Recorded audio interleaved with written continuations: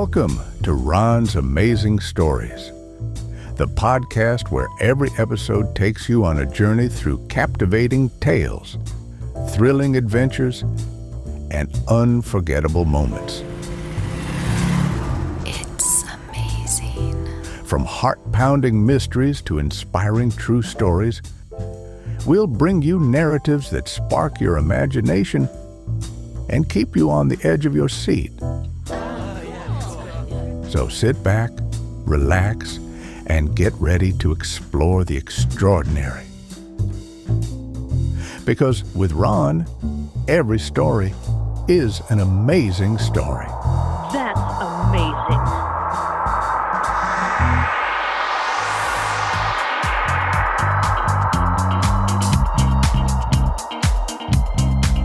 What's that you said? Hello and welcome to the podcast. This time on Ron's Amazing Stories, we step into the cold metallic future imagined by the classic radio series X Minus One. A world of rockets, distant planets, alien invasions, and one terrifying question. What happens when mankind loses the right to simply be human? Our two stories tonight explore imprisonment in very different ways. In one, a man becomes the last surviving human on Earth, trapped in loneliness after an alien conquest. In the other, privacy itself becomes illegal. An entire society transformed into a nightmare where being alone is considered a crime against the state. And the frightening part? Both stories were written in the 1950s, yet somehow feel more relevant today. Now, before we begin, a quick word about X Minus One itself. The series aired from 1955 to 1958 and quickly became one of the finest science fiction programs in radio history. It adapted stories from legendary writers like Isaac Asimov, Ray Bradbury, Robert Heinlein, and tonight's authors, Theodore Sturgeon and Frederick Brown. Unlike some earlier sci-fi radio shows that leaned on bug-eyed monsters and ray guns, X Minus One often focused on ideas. Things like technology, fear, politics, isolation, and what it means to remain human when civilization starts to crack around the edges. Basically, it was less little green men and more like little green men causing existential crisis. And tonight's stories are perfect examples of that. So, dim the lights, lock the doors, and maybe don't answer any mysterious knocking sounds, at least for a while.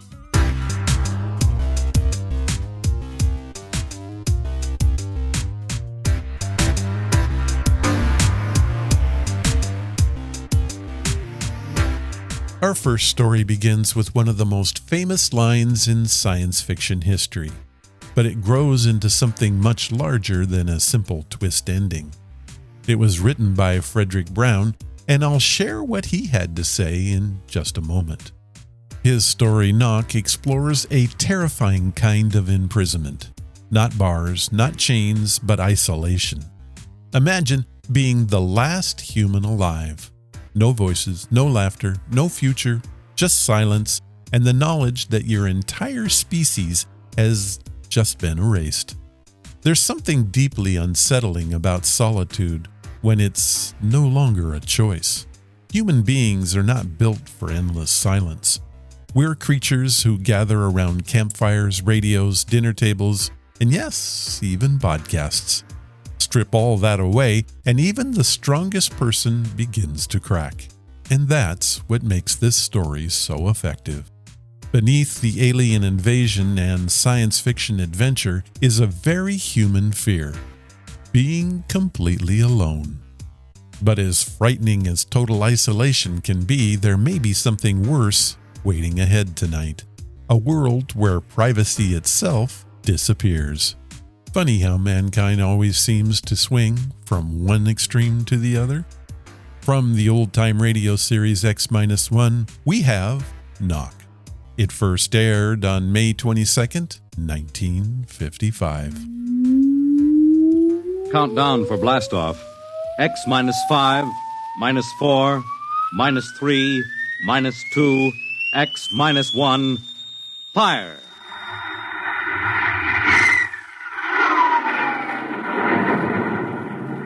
From the far horizons of the unknown come transcribed tales of new dimensions in time and space. These are stories of the future, adventures in which you'll live in 1,000,000 could-be years on 1,000 would-be worlds. The National Broadcasting Company presents X Minus One.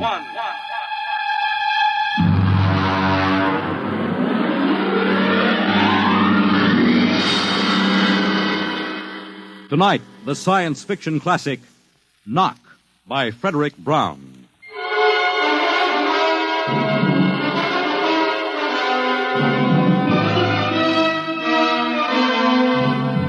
Tonight we have a strange story to tell. A sweet, blood-curdling little story that is really only 2 sentences long. The last man on earth sat alone in a room.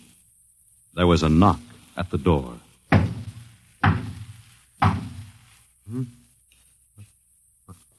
What's that?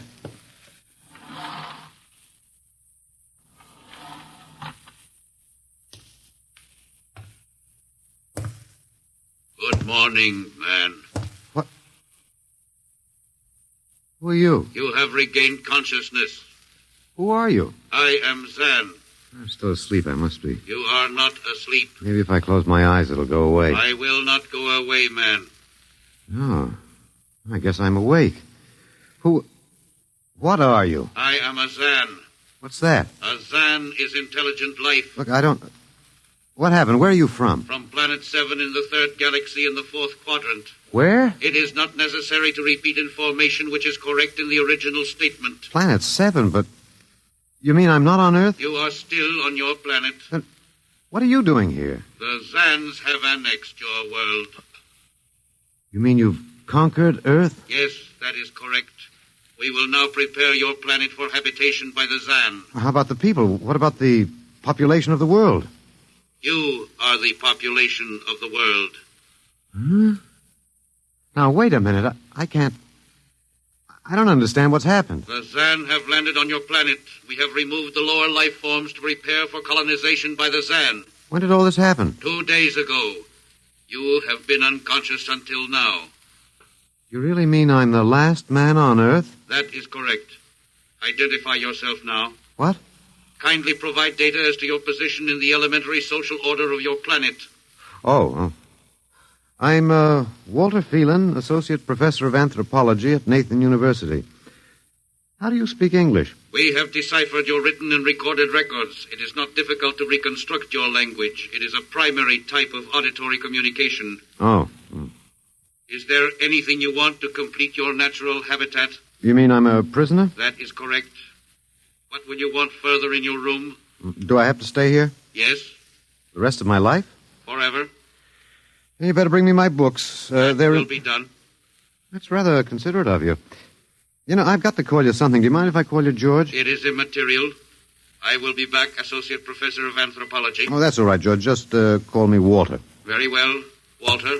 I will be back with your books. All right, George. I'll be seeing you around. You will not be around, Walter. You will be here.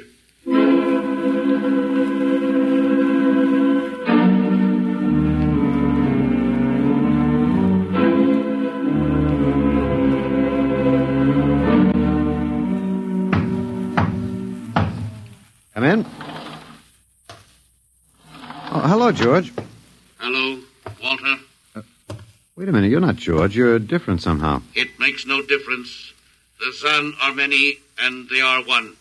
Then I'll call you George, too. I'll call you old George. What can I do for you? Point 1. You will please henceforth sit with your chair facing the other way. Uh-huh. I thought so, George. That plain wall is different from the other side, isn't it? That is correct. It is transparent. Yeah, that's what I thought. I'm in a zoo, right? That is correct. How many other animals do you have in the zoo, George? 216. Not complete, George. Even a Bush League zoo could beat that. Did you just pick at random? Yes. All species would have been too many.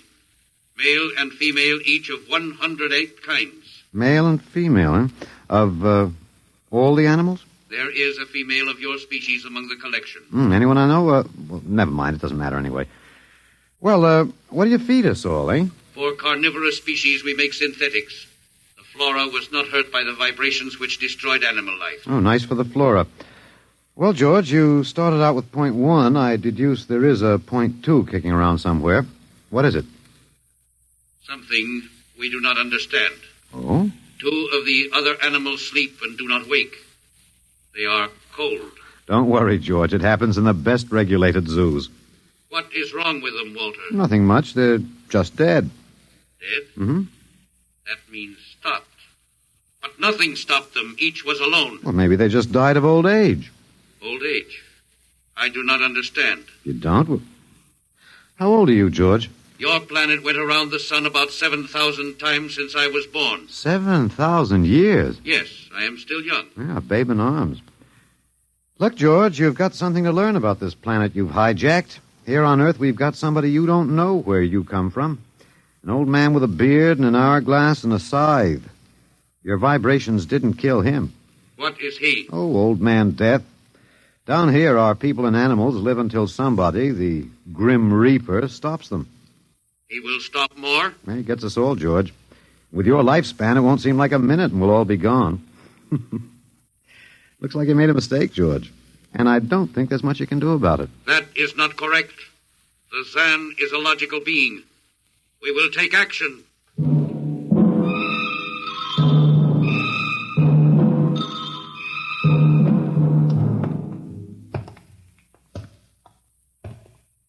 Well, George, where are you taking me? We will be there shortly. We will bring your books and your chair. You mean my lease is up? I do not understand. It's moving day? That is correct. We are here now. You will live here now, Walter. It is a larger room. Well, be it ever so humble, there's no place like home. Go inside. Oh, be careful with those books, George. Don't lose my... Oh, excuse me. Who are you? What are you doing here? I guess George didn't explain. George tries to be polite, but he hasn't quite caught on yet. I'm Walter Phelan. My name is Grace Evans, Mr. Phelan. What's all this about? Why did they bring me here? I think I know why, but let's go back a bit. Do you know just what has happened otherwise? No, not exactly. Well, I've been talking to George. George? Well, that's what I call them, all of them. There's no way to tell them apart anyway.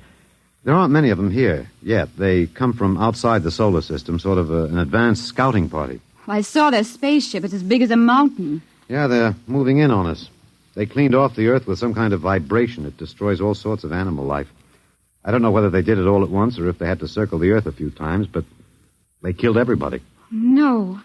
I was afraid The cheerful note is that you and I and 200-odd other animals were picked up beforehand as specimens for the zoo. You do know this is a zoo, don't you? I suspected it. But I don't remember anything about being captured. I just woke up here. Well, my hunch is they used the vibrations just low enough to knock us all out. And then they cruised around, picking up samples at random. When they were all set, they turned the juice on full blast. How terrible. Yeah, well, they solved a lot of problems for us. Housing shortage, wars, even the atomic bomb. I don't suppose the human race, you and I, have to worry about anything now. It's awful. Only they made a mistake. They underestimated us. I don't understand. They thought we were immortal. That we were what? Immortal, like they are. Oh, they can be killed, but the Zans don't know what natural death is. They didn't know anyway until they lost 2 of us yesterday. You mean there are more than 2 of us? Oh, not more of our species, no. These were merely fellow animals, a rabbit and a canary. And by the Zan's way of figuring time, the rest of us are only good for a few minutes apiece. It's a joke on them. They figured they had permanent specimens here in the zoo. Well, didn't they even know we'd all die eventually? I don't think so. George, that is the second Zan I saw, told me he was 7,000 years old, and he's young by their standards. When they learned how quickly we die, they were practically shocked to the core, if they have cores. How can you talk that way about it? Academic detachment. I learned it at faculty teas. At any rate, they've decided to reorganize their zoo. 2 by 2. What, are they going to keep us locked up together in this one little room? Yeah, I'm afraid so. There's plenty of furniture, though, and George promised to bring me my chair. We've got to do something. Why? Well, I don't know. It just Just seems to me we owe it to the human race to do something. Oh, well, perhaps you have a suggestion? There must be some way. They can be killed, you said. Oh, yes, I've been studying them. They look horribly different, but I think they have about the same metabolic and digestive system as we. I think that anything that would kill one of us would kill one of them. But you said 7,000 years. Yeah, I think I figured it out. Now, George cut his, I suppose you'd call it his hand, when he brought in my books. Started to bleed, red blood. But I could see the cut closing as he stood there. By the time he left, it was healed. I don't understand. Well, you see, whatever factor there is in man that makes him grow old is missing in the Zan. Their regenerative powers must be unlimited. They just don't wear out. They go on and on until they're stopped. Suppose we killed one. There must be some way. Oh, what would be the use? They wouldn't even punish us. They'd just give us our food through a trapdoor and put up a sign saying, "Beware of the man. Dangerous." I don't think they'll even have to bother in your case. I don't see anything funny. I'm sorry. It just reminds me of Martha. Martha? My wife. She died 2 years ago. I'm sorry. Oh, not at all. It was a pleasure. That'll be George with my books. Come in. Hello, George. Hello, Walter. Point one, I have brought your books. Point one, eh? What else is on your mind? Another creature sleeps and will not wake. Oh? A small feathered one called a duck. Well, it happens, George. I warned you. Old Man Death, the Grim Reaper. I told you about him. Walter, the Council of Zan has met. It has been decided logically that A, no life form can withstand the full strength vibrations with which we cleared your planet. Therefore, the Grim Reaper you spoke of does not exist. Pretty neat, George. What's B? B, the only intelligent life to escape the vibrations is you. Therefore, the logical conclusion is you are stopping these animals by some means unknown to us. George, you are off your trolley. You will tell me now how this is done. You've got me. Yes, we have. It is necessary to save the remaining specimens as long as possible. If we do not get the information, we may be forced to dispense with your species entirely. This means you, Walter, and the female. Now, hold on, George. Don't go off half-cocked. Let me take a look at these animals that won't wake up. I will take you there now. Go first, Walter. After you, my dear George.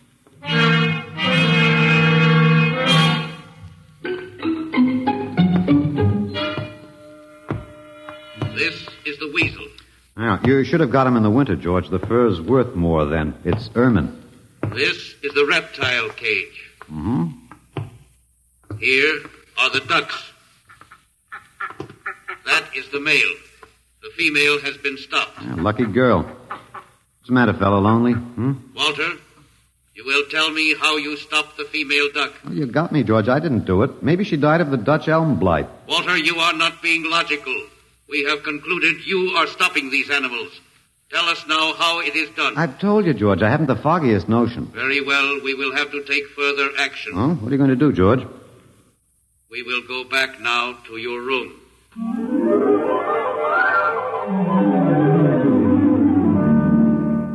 What happened, Mr. Phelan? You might call me Walter. After all, George does. And we have more in common. Please, what happened? Oh, just a duck, a dead duck. George thinks I killed her by remote control. He wants me to tell him how. Did you? Look, I'm just an ordinary anthropologist. There's no telling what those animals died of, just natural causes. But George can't see it that way. He thinks I'm holding out on him. Good. What? At least we can get back at them some way. At least we can do something to them. Well, why? After all, George isn't a bad fellow, if you like an ant mentality. How can you say that? Well, they murdered the human race. I suppose so, but we can't change that now, so why think about it? We just can't sit here and do nothing. I fail to see how we can do anything else. But at least we could be fighting. I can't see the virtue in that. I was more or less content with my books, and we've got George to talk to. Of all the men in the world they had to pick, don't you want to fight back? Don't you want to keep on fighting to the end? It hadn't occurred to me. But we've got to, Walter. Why? I can't really explain it, but, Walter, if there was any good in man, it was that he kept on struggling against nature and, in the end, even against himself. But he kept on fighting for what he thought was right, and we're all that's left. Walter, we just can't end by giving up. We've got to keep on fighting. You know, you do remind me of Martha. There isn't much left for us. We could beat them in this one small thing. We can pretend there's a secret about death. We could refuse to tell them anything. Well, there isn't anything to tell. But they don't know that. Promise me you won't give in. Well, I suppose the worst they can do is kill us. All right, Miss Evans. Hello, George. Hello, Walter. Now you will tell us how these animals are stopped. George, this may come as a shock to you, but I've decided not to tell you. Why?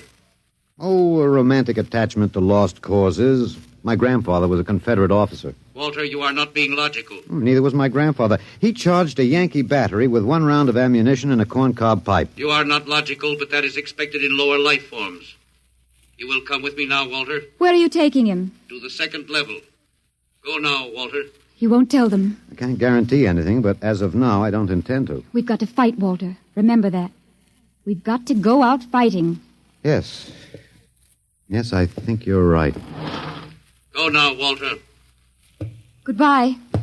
It's been a pleasure, Miss Evans. I am waiting. Go now, Walter. After you, my dear George.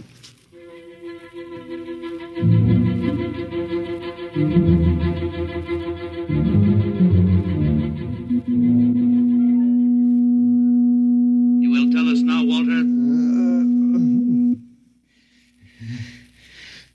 That was the 1st level of vibration. There are many more. However, we have calculated that none of them exceed your threshold of unconsciousness. Oh, very clever, George. Of course.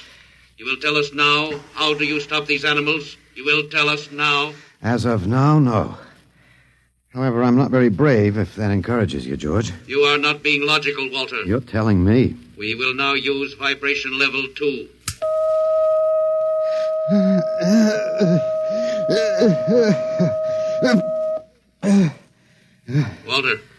Walter, you are still conscious. Let me alone, George. You will tell us now. You will tell us now how you stop the animals. Let me alone. Let me alone. We have had vibration levels 1 and 2. There are still 15 more before your threshold of unconsciousness. No. Let me alone. Walter, listen to me. Another creature sleeps and will not wake. We must know now. It's tough. You better start vibrating again, George. No. What? It would not be logical. We have calculated that no further level of vibration will overcome your irrational psychological block. We conclude you will not tell. And let me go? That is correct. That's real nice of you, George. I appreciate it. We have calculated that the resistance of the female of your species will be lower. We will now place her under the vibrations. No, George, you can't do that. No, listen, George. George, there is no secret. Can you understand that? There is no secret. Those animals died from natural causes. I'm telling you the truth. That is not a logical answer.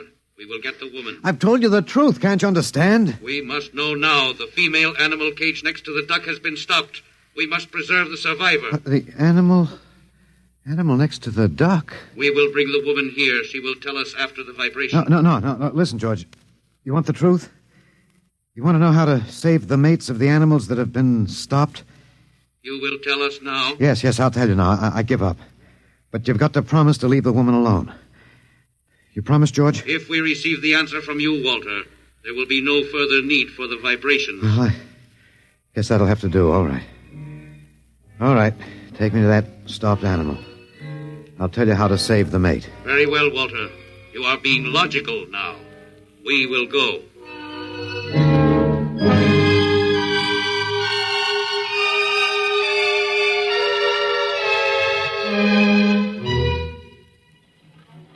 Walter, are you all right? Just let me catch my breath a minute. What did they do? What happened? After a while, I told them what they wanted to know. Oh, no.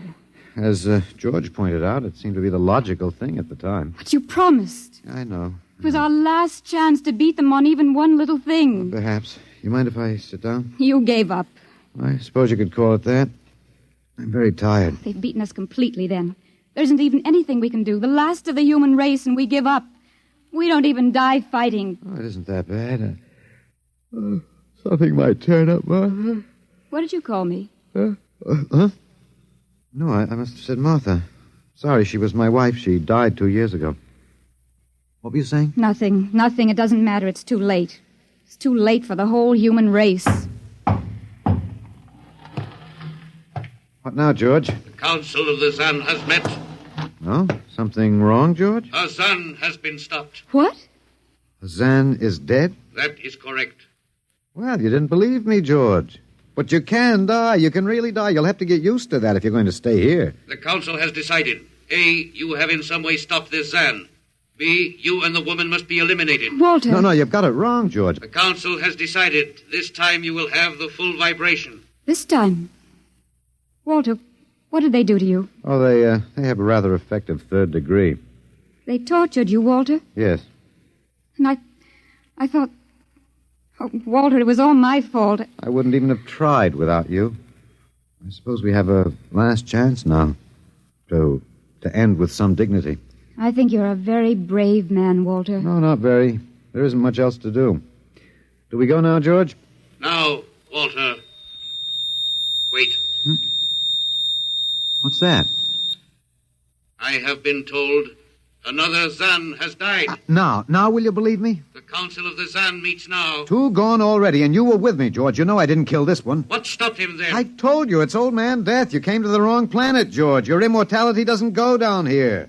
He can stop you, but you can't stop him. And you'll all die if you stick around. What now? The council has decided. This is a place of death. We will leave your planet. Leave? You mean you're giving up? It is not safe for the Zan. Oh, Walter, they're leaving. They're really going. Go on then, George. And don't hurry back. It would not be logical to do so. We are leaving the Earth now. Goodbye, Walter. Goodbye, George.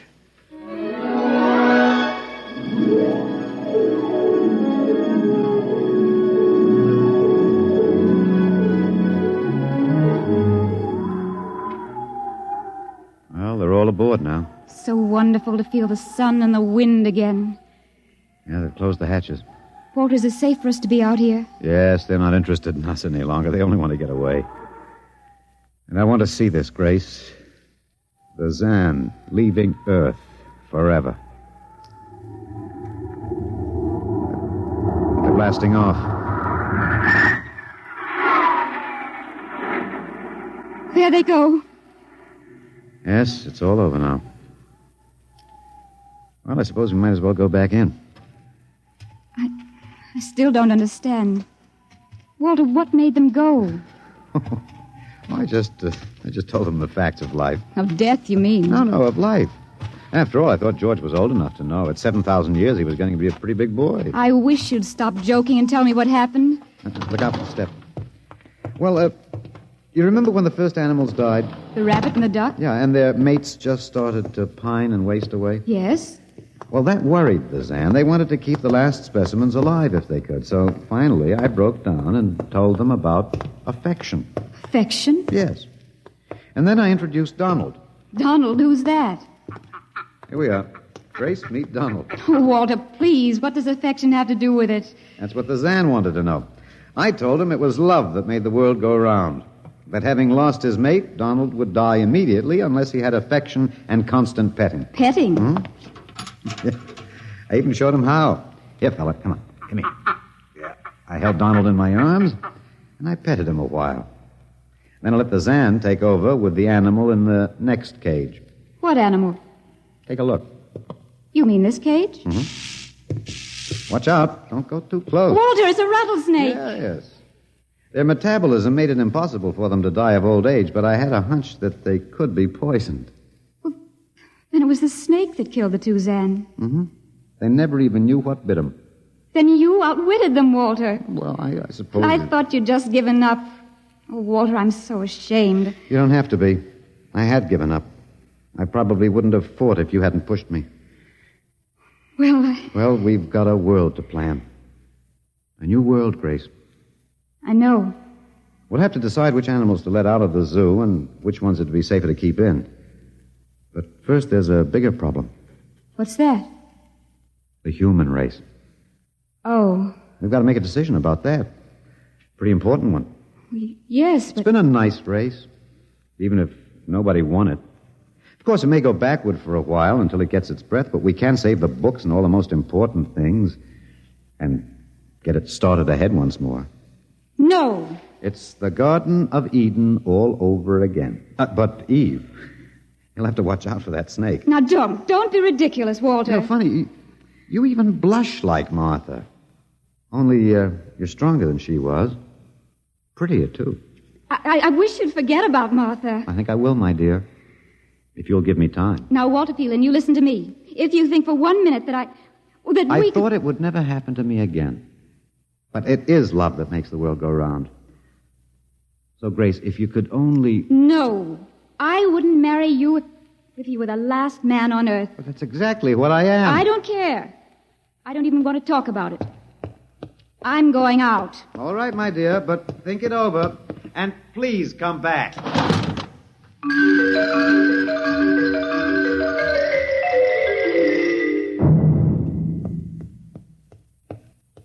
You see, I told you. It wasn't really so horrible, our story. Remember how it goes?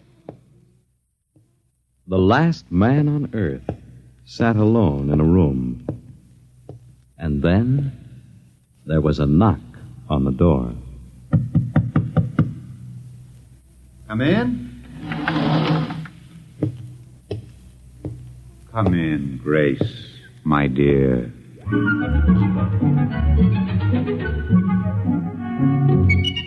You see, it wasn't horrible at all.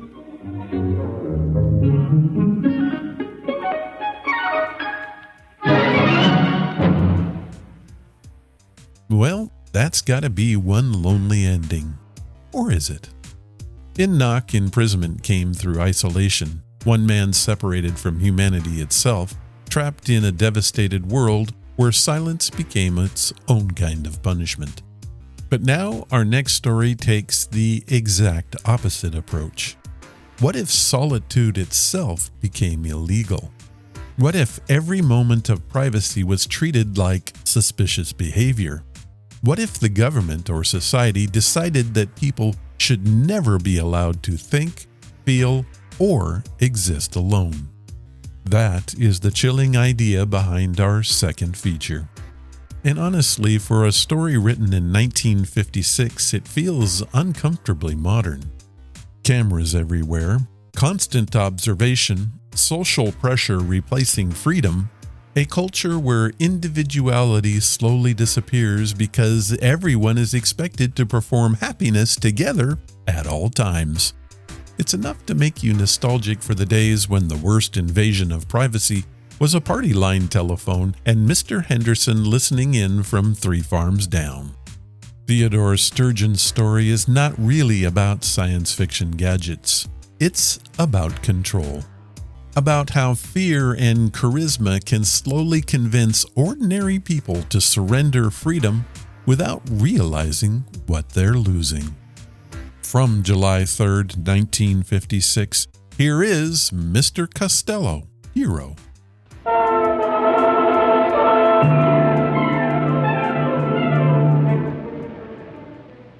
It began the day the skipper called me into his cabin. I'd been a purser aboard the spaceship Star Climber for almost 12 years, and I'd never yet been asked to Iron Man's cabin. But then a lot of strange things had been happening on this trip to Boranguen. Come in. Oh. Sit down, purser. I said sit down. Yes, sir. All right. Here's a deck of cards. Deal. Sir? I said deal. 5-card draw. Go on, man. Yes, sir. Well? 3 of a kind, sir. You didn't draw.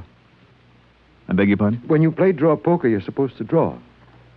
If you don't draw, you're supposed to give your opponent a chance to draw. Now, mister, did you ask me to draw? Well, we haven't been playing that way recently. Who changed the rules? I don't know. Uh-huh. Let me ask you something else. You stood a watch last night in the ship's galley. Why, yes, sir. Has anybody ordered a galley watch? Well, no, sir, but it isn't against the rules, is it? Against the rules? No, it isn't. Now, tell me, does the cook mind having a man watching him 24 hours a day? Well, no, sir. You see, that way he knows everybody can trust him. You mean that way you know he won't poison you? Well, yes, sir. Now, tell me, purser, who aboard this ship suggested that the cook might try to poison you? Well, I really couldn't say, sir. It just came up. Well, Cookie doesn't mind, sir. Really, he doesn't. He says if he's watched all the time, then nobody can suspect him, so he doesn't mind. All right. Now, let's proceed to something else. How long has it been customary for the deck officer to bring a witness with him when he takes over the watch? That's out of my department, Now, sir. think hard, Purser. Did you ever hear of a deck officer bringing a witness with him before this trip? No, sir. Or stand a galley watch? No, sir. Or play draw poker without drawing? No, sir. Now, one more thing. Yes, sir? We never had Mr. Costello as a passenger on this ship before, did we? Mr. Costello? Mr. Costello. No, sir, we didn't. Okay. Ask him to come to my cabin. But... That's an order, mister. Yes, sir.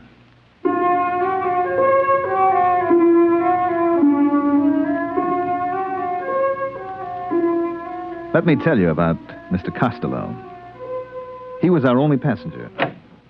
Hello, Mr. Costello. Hello, Purser. Oh, am I interrupting something? Not at all. Come sit down. I'm landing on Borngwen tomorrow, so I won't have much more chance to talk. Well, I'll finish this later, Mr. Costello. Nonsense. Honest men should be open with each other. Go ahead, show him what you discovered. Well... The Purser's a fine man. Well, Mr. Costello asked me to show him in the space code what a captain can and cannot do. Now, just a minute, Third. You wanted to show me, didn't you? Well, yes. So actually you're going over the limitations of a space captain's power of your own free will, right? Well, I guess so, sure. Sure. Tell the Purser the part that you just read me. Well, it's a sort of safeguard against letting the skipper's power go to his head. Like, suppose a time comes when the captain begins to act up, you see. The crew figures a lunatic has taken over the bridge. Well, the crew can send a delegate for an accounting. If the skipper refuses, then the crew can confine the skipper. Well, isn't there something about the proceedings having to be radioed at the time they happen? Now, there is a man who is absolutely fair. Witnesses for the watch, safeguards on the kitchen. I tell you, you're all good men here. Yes, sir, this is the safest ship I've ever seen. Gives a fellow a nice feeling to know he isn't going to get his orders wrong or accidentally find something in the food. Yes, sir. I wonder why we never thought of that before. Oh, I nearly forgot. Mr. Costello, the skipper wants to see you in his cabin. Oh? Right away. I see. Will you come along with me just as a friendly precaution? Hmm? You can wait outside. Well, in that way, both of us will know what happened.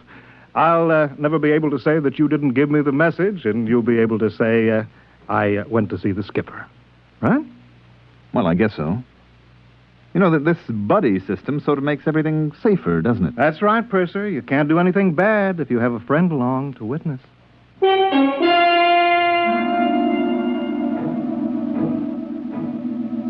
Mr. Costello and I went to the captain's cabin, and I waited outside. After a while, I could hear them shouting. That is, I could hear the captain shouting. Mr. Costello never raised his voice.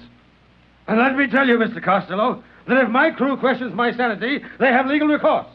But you can be sure that meanwhile, if a single man aboard questions my authority, he will learn that I am master of the ship, even if he must learn it at the point of a gun. Now, sir, get out. Wow. You okay, Mr. Costello? Yes, I'm fine. Did you hear anything? Well, yes, I did. Would you remember what you heard? I think so. Let's see. You see this little gadget, no bigger than a pocket watch? Well, yes, sir. What is it? Listen, I'll open it. If a single man aboard questions my authority, he will learn that I am master of the ship, even if he must learn it at the point of a gun. Whose voice is that? Why, it's the captain. Good man. But how... That's simple. You see, this little pin that I wear on my lapel here? This is a microphone. This watch is a magnetic recorder. I just use it as a toy, of course. Well, I'll be darned. You see, Purser, I'm a collector. What do I collect? Voices. Voices anywhere, anybody, anytime. Listen. A lunatic has taken over the bridge. Why, that's the third officer. Mm-hmm. Listen to this now. I better not, Mr. Costello. I wouldn't want you thinking I take bribes from passengers. Recognize it? Why, that's my voice. Exactly. The time you brought me the special radio message from Earth Central. And you offered me a blue gemstone, and I said that... Hey, listen to this. I take bribes from passengers. Well, if that isn't the end... Cute, huh? Well, I guess I'll get back to my cabin and pack. When do we arrive at Borngwen? 6 tomorrow morning. Oh, good. By the way, I'd like you to come see me when you put in there again. Well, that's very nice, sir, but you're an important man, and I'm just Nonsense. I insist that you visit me. Well, that's real nice. Oh, by the way, what's the major trade on Borngwen? Glunker. Glunker? Yes, it's a kind of soft fur. You can make a warm coat out of it that will roll up into a thimble. You don't say. And the Glunker trade, that's carried out by trappers? Mostly. Mm-hmm. They work alone and bring in the pelts. I see. They spend a lot of time alone, huh? That's right. You know, sometimes I envy them. I mean, working on a ship, you're almost never alone, and the way I see it, a man needs to be alone sometimes. Correction. Only, I repeat, only if he has something to hide. Otherwise, to be alone is antisocial and evil. We put in at Borngwen the following morning. I stood at the ramp of the ship and checked out the supplies and checked in the Glunker pelts that we were taking back to Earth. The Borngwen people were a nice, independent, easygoing bunch. I knew a Borngwen woman named Nola, and she came out to the ship to see me. 15,000 Glunker pelts. Check. 300 pounds of radioactive ergite. Check. Just put that shipment of show seed over next to the ramp. Hello. What? Well, Nola. I saw your ship on the cargo manifest. Well, it's good to see you. Will you be on Borngwen long? Just for a day or so. Listen, I have to get this cargo checked in. Can we see each other later? I'll be through at the spaceport at 16 hours. Oh, good. Suppose I... Oh, excuse me a minute. Here comes our passenger. Well, good morning. I see we've arrived safely. Yes, sir. I expected you out before this. I had a few items to get in order. Oh, Mr. Costello, this is Nola. She's a Borngwena. Well, it's very nice to meet you. This is a real nice guy, Nola. See that he doesn't have any trouble with customs, will you? Nola works here. Any friend of the purser? Wonderful. Well, I'll say goodbye now. Remember to look me up, purser, next time you hit Borngwen. I will.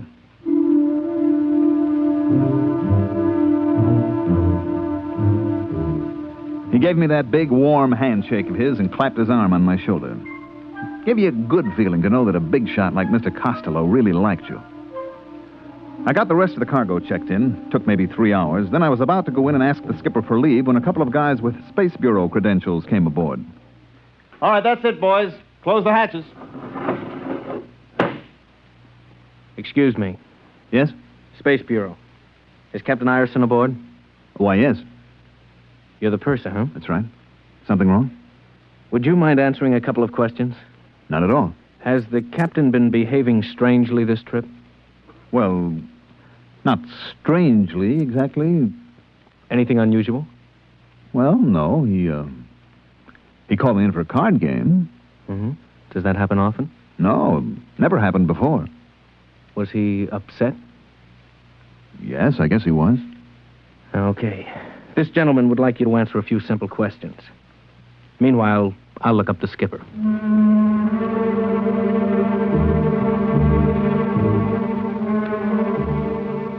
They took the skipper off the ship and left Borngwen the next morning with a new skipper assigned by the port captain.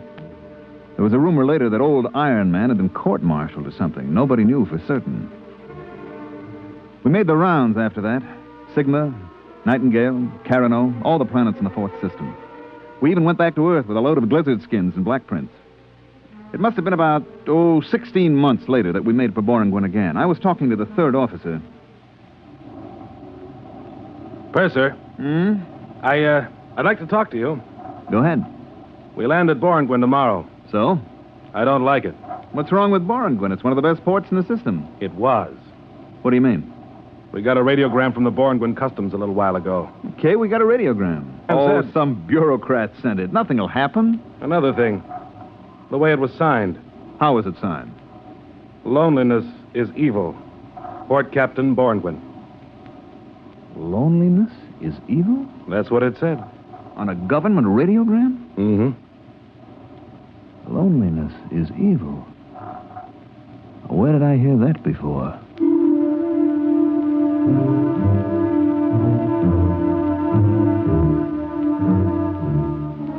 When we touched down on Borngwen at 1200 hours, what a change. The spaceport was deserted. The only people who came aboard were 2 agents from Customs. They censored our tapes and checked our written literature. I finally started a conversation with them. Excuse me, sir? Yeah? There is a Borngwena named Nola that used to work in Customs. I wonder if she's still there. I wouldn't know. Well, the reason I asked, she usually meets my ship when it comes in. Yeah, I see. Well, maybe I'll look her up. She has an apartment on R Street. She won't be living there. Try Central Barracks. Central Barracks? That big warehouse near the spaceport. I thought they stored the Glunker furs there. They don't use the warehouses to store things anymore. No? They need them for the people. The people? You haven't been on Boren, Gwen, since the Brotherhood movement? I haven't been here for 16 months.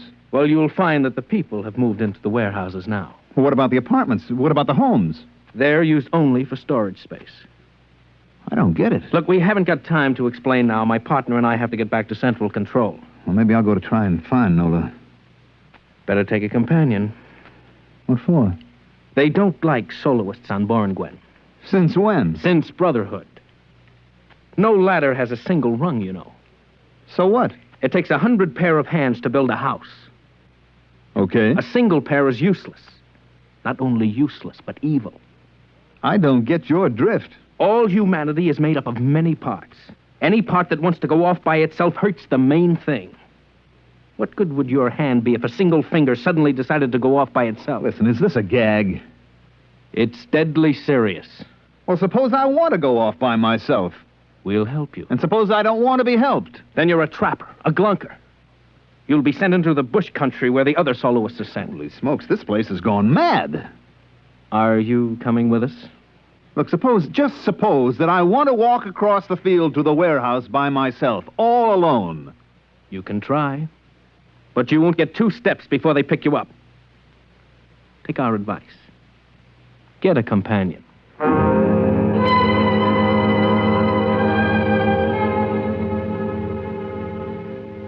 I let them take me over to the barracks. The place that used to be a warehouse. It was unbelievable. The place had been completely cleared of every wall, every partition. There, in front of my eyes, were 10,000 beds, cots, and mattresses spread out over the entire floor of the warehouse. The light was blinding. Huge floods and spots bathed every square inch. Nothing was concealed. Even the plumbing, showers, tubs, sinks were lined up against an open wall. The agents came in with me and stood at the door. A cluster of Boringwin people waited in a roped-off area. This is it. Wow. The customs personnel are in that third aisle, going north. I'll walk down there. Thanks for the company. It's a duty. Wait. I'll get you a companion. Anyone for the third aisle going north? Third aisle going north. Yeah. There comes a man. He'll accompany you.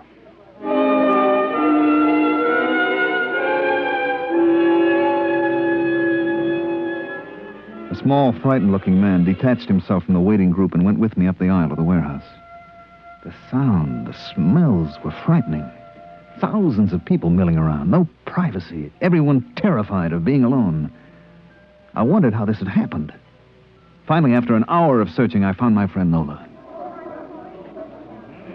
So that's the way it is on Boren now.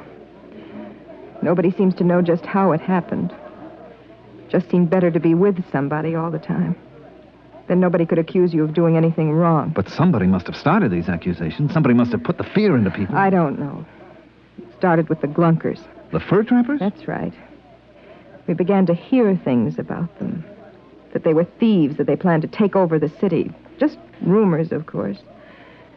And pretty soon, if you didn't like somebody, you called him a Glunker. Then there were signs. No Glunkers allowed. You know? Oh, I saw some. You began to hear about it on the televisor, and pretty soon they appointed a committee to investigate and find out if there was any truth to the rumors about the Glunkers. It was headed by Mr. Costello. Costello? Mr. Costello? He's a big shot now. Owns half the city, I guess. Well, it can't be the same one. Yes, it is. I've seen him. When did everybody move to the central warehouse? When the police started picking up soloists, everybody began to move in together. Didn't take long. That's the strange thing. How little time it took.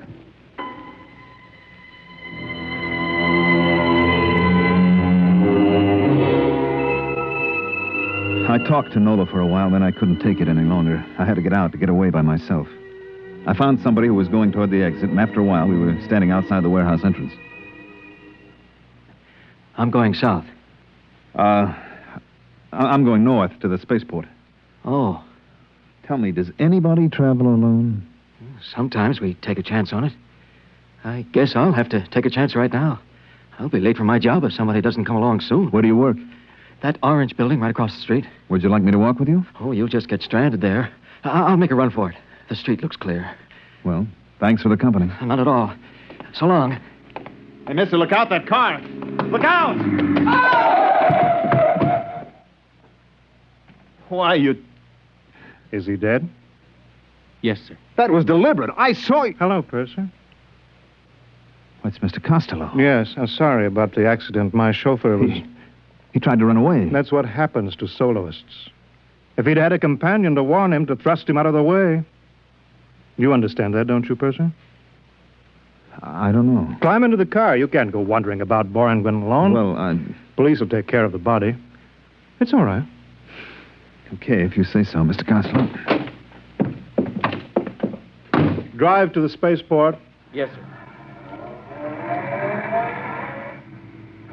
Well, what do you think of our little planet? Well... I knew you'd like it. Just think of it, Purser. All humankind, a single unit. Yes, this is a people that has found the truth. It awes me. Makes me humble. Speak up, man. I'm your friend. Well, I was going to say, I'm not sure I like it. Well, take your time. Nobody has to make a man see the truth. Isn't that right? Well... That's right, isn't it? Yes, I guess it is. Fine. Yes, only the trappers refuse to see the truth. Are they really dangerous? Dangerous? They go out and spend weeks alone by themselves, don't they? Alone with their own evil thoughts. Evil thoughts? We all have them, you know. Even you. For example, you remember this? Well, Well, this should refresh your mind. Listen to this. I take bribes from passengers. Your voice, Purser, and a very evil thought, too. But that isn't what I said. That's what's on the tape, Purser. Now, then, I wouldn't use it against you, of course. Mr. Costello, what is it you want from me? Nothing. Absolutely nothing. Well, a minor favor, perhaps. Go on. Your ship is going back to Earth after it leaves Borrington. Yes? You will have a passenger. I didn't know that. To be exact, a mentally deranged man. Who is he? His name is Hines. He's been the Earth consul here on Borrington. He's been recalled to Earth to report. You said he was mentally ill? He is, but the Earth government doesn't know him. Well, what can I possibly do? I wouldn't want Mr. Hines to go back and tell them a lot of lies about what's happened on Borrington. Well... Purser, I want you to put this capsule into Mr. Hines's food. What is it? Oh, sleeping potion. You think I'm a murderer, Mr. Costello? Purser, do you know what will happen if this tape recording of your voice is sent back to Earth? Do you know what they do to pursers who take bribes? You'll be court-martialed. You'd use it? Only in the interests of protecting our happy society. Now then, will you see that Mr. Hines is properly sedated? You can get 10 years of Uranus. Well, Purser? Give me the capsule. Good. Ride over to the ship, driver.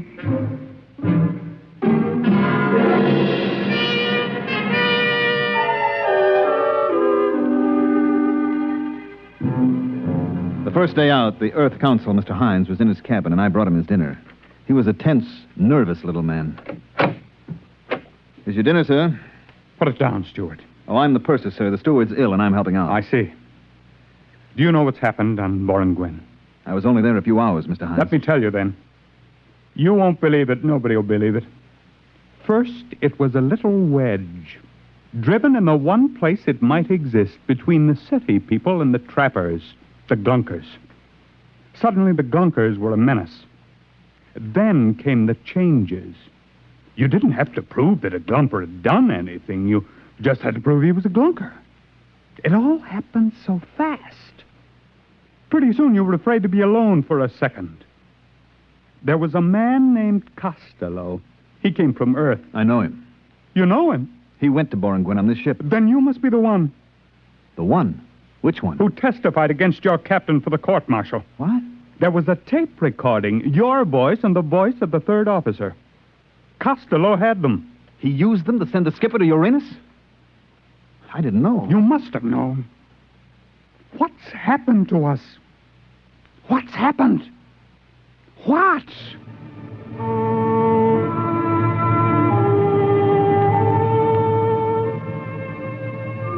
I got him into his bunk and gave him a sedative. Then I took away the food I'd fixed for him. I still had Costello's poison capsule in my pocket. I went down to the radio room and sent a message to Earth headquarters. 2 days later, we landed. Mr. Hines told his story and I told mine. I showed them the poison capsule and told them what had happened to the skipper and about the tape recorder.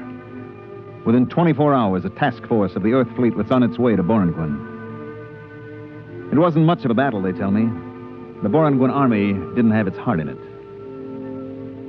That was, 20 years ago, I guess.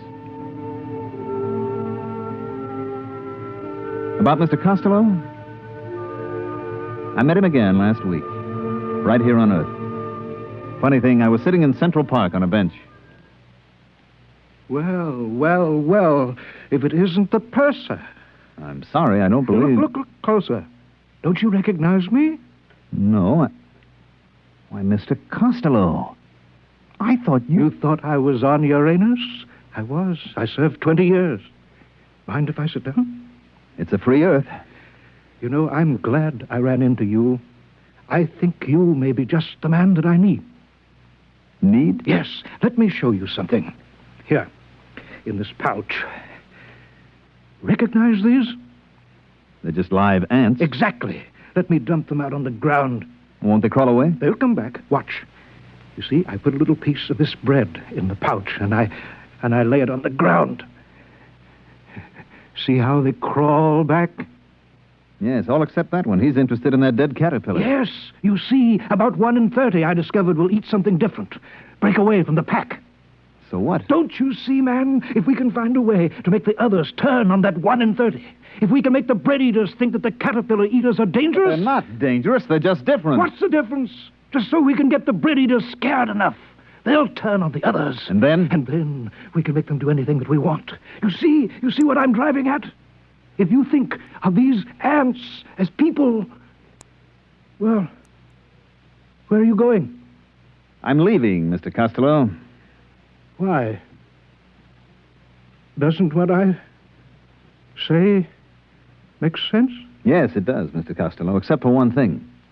What is that? I'm no ant. So long, Mr. Costello.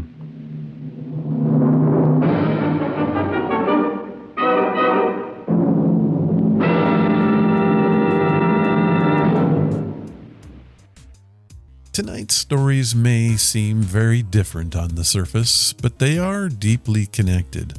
Knox showed us the horror of absolute loneliness, one man cut off from the rest of humanity. Mr. Costello, hero, showed the opposite horror, a world where nobody is ever allowed to truly be alone. And somewhere between those two extremes is where real humanity lives. We need connection, we need community. We need family, friendship, and shared experiences. But we also need freedom, privacy, quiet moments to think through our own thoughts and decide who we are and who we want to be. Science fiction at its best does not really predict the future. It holds up a mirror to the present. That's why these old-time radio dramas matter 70 years later. They remind us to protect both our humanity and our individuality. And maybe that's the hopeful part of tonight's stories. No matter how dark the future becomes in fiction, these stories were written by people who believed humanity was still worth saving. That hope still matters. After all, as long as people keep telling stories and people keep listening, there's always going to be hope for the future. Well, that wraps up another journey into the strange and unforgettable world of classic radio. I hope you enjoyed this X Minus One double feature as much as I did bringing it to you. 2 stories, 2 visions of imprisonment, and 1 timeless reminder that freedom is something humanity should never take for granted. As always, thank you for spending part of your time here with me. Whether you're listening at home, in the car, late at night, or hiding from alien invaders behind the couch, I truly appreciate it. And remember, there are thousands of amazing stories out there just waiting to be rediscovered. Until next time, I'm Ron, and this has been Ron's Amazing Stories. Stay amazing.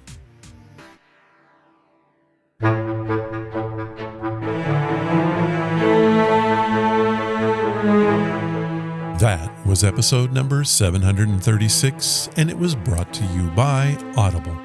Head to audibletrial.com/Ron's Amazing Stories and get yourself a free audiobook today. You help the show if you do it. Thank you, Audible. If you want to follow the podcast or the blog, head to ronsamazingstories.com. There you will find any of the links that I mentioned and how to contact us. Do you want to help the show? The best thing you can do is to tell your friends all about us and leave reviews and comments wherever you listen. Clicking that follow or like button helps us grow. Thank you for listening, and I hope you come again to find out what are Ron's Amazing Stories.